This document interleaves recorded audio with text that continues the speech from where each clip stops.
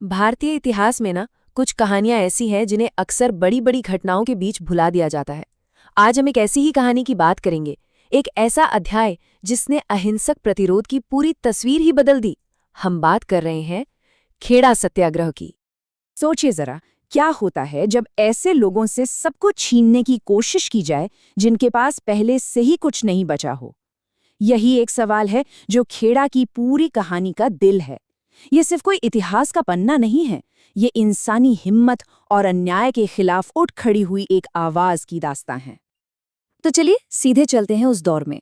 बात है साल 1918 की और जगह है गुजरात का खेड़ा जिला। हमारी कहानी की शुरुआत यहीं से होती है।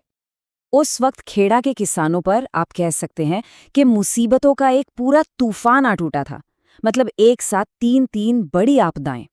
एक तो फसलें पूरी तरह से बर्बाद हो गईं, अकाल जैसे हालात बन गए। ऊपर से प्लेग की जानलेवा महामारी फैल गई और इन सब के बीच सरकार का भारी भरकम टैक्स का बोझ। अब जाहिर सी बात है, जब हालात इतने खराब हों तो किसानों ने एक बहुत ही मामूली सी, एक वाजिब सी मांग रखी। उन्होंने सरकार से अपील की कि भाई इस साल टैक्स में कुछ राहत दे दी जाए। लेकिन ब्रिटिश प्रशासन, उन्होंने इस अपील को पूरी तरह से अनसुना कर दिया, साफ साफ मना कर दिया। और सरकार का यही रवैया था, यही वो पल था जब किसानों के सब्र का बांध टूट गया। उनकी हताशा अब धीरे धीरे एक विद्रोह में बदलने वाली थी। बात सिर्फ मना करने तक ही नहीं रुकी, मदद करना तो दूर, सरकार ने टैक्स में 23% की बढ़ोतरी कर दी। सोचिए, 23%। ये एक ऐसा कदम था जिसने, कह सकते हैं कि, आग में घी डालने का काम किया। तो यहाँ ना एक ही जिले में दो बिल्कुल अलग अलग हकीकतें थीं। एक तरफ सरकार की जिद थी कि चाहे कुछ भी हो जाए पूरा टैक्स तो देना ही पड़ेगा, और दूसरी तरफ किसानों की असलियत थी जो अकाल, बीमारी और पूरी तरह से आर्थिक बर्बादी से जूझ रहे थे। जमीन आसमान का फर्क था। तो जब हर तरह की अपील, हर गुहार बेकार हो गई, तब जन्म हुआ एक नई तरह की लड़ाई का, एक ऐसे आंदोलन का जिसे कुछ बहुत बड़े नाम दिशा देने वाले थे। और वो नाम थे महात्मा गांधी और सरदार वल्लभ भाई पटेल। जब ये बड़े नेता इस संघर्ष से जुड़े तो उनके साथ साथ स्थानीय लीडर्स ने भी मिलकर किसानों को एक किया, और देखते ही देखते खेड़ा का ये छोटा सा संघर्ष पूरे देश का ध्यान खींचने लगा। अब ये जो लड़ाई थी, ये कोई आम धरना या प्रदर्शन नहीं था, ये था सत्याग्रह, गांधी जी का सबसे बड़ा हथियार। इसका सीधा सा मतलब था सत्य के लिए आग्रह।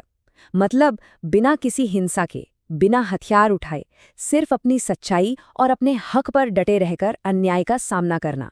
ये एक बिल्कुल नया और बहुत शक्तिशाली तरीका था। तो ये सत्याग्रह काम कैसे किया? इसकी स्ट्रैटेजी बहुत ही साफ और असरदार थी। 3 कदम थे। पहला, सभी किसानों ने एक साथ खड़े रहने की कसम खाई, मतलब एकता की शपथ ली। दूसरा, सबने मिलकर शांति से टैक्स देने से इनकार कर दिया। और तीसरा, जो भी सरकारी अधिकारी टैक्स वसूलने आते, उनके साथ किसी भी तरह का सहयोग करने से मना कर दिया। देखिए, इस आंदोलन की जो असली ताकत थी ना, वो गांधी या पटेल जैसे बड़े नेताओं से तो थी ही, लेकिन उससे भी ज्यादा आम लोगों की भागीदारी से थी। खेड़ा का जो किसान पाटीदार समुदाय था, उन्होंने जिस तरह एकजुट होकर इसमें हिस्सा लिया, वही इस सत्याग्रह की असली रीढ़ की हड्डी बना। तो सवाल ये उठता है कि इस सत्याग्रह का हुआ क्या? क्या इसका कोई नतीजा निकला? जी हाँ, और इसका असर सिर्फ टैक्स माफी तक ही नहीं रुका, बल्कि ये उससे कहीं ज्यादा बड़ा था। सबसे पहली और सीधी जीत तो ये हुई कि ब्रिटिश सरकार को आखिर में झुकना पड़ा। उन्हें उस साल के लिए टैक्स वसूली को रोकना ही पड़ा। ये किसानों की और अहिंसा की एक बहुत बड़ी जीत थी। लेकिन इसका असली असर, इसकी विरासत इससे भी कहीं गहरी थी। पहली बात, इस आंदोलन ने गांधी जी को पूरे देश में एक बड़े नेता के तौर पर स्थापित कर दिया। दूसरी और सबसे जरूरी बात, इसने ये साबित कर दिया कि अहिंसक प्रतिरोध काम करता है, कि बिना खून खराबे के भी बड़ी से बड़ी हुकूमत को झुकाया जा सकता है। और तीसरी बात, इसने आने वाले समय में पूरे भारत में होने वाले किसान आंदोलनों के लिए एक मिसाल कायम की। तो खेड़ा की ये कहानी आखिर में हमें एक बहुत बड़े सवाल के साथ छोड़ जाती है। वो कौन सा मोड़ आता है, वो कौन सा पल होता है जब अन्याय के खिलाफ खड़ा होना सिर्फ एक अधिकार नहीं, बल्कि एक जिम्मेदारी, एक जरूरत बन जाता है? इस पर सोचिए।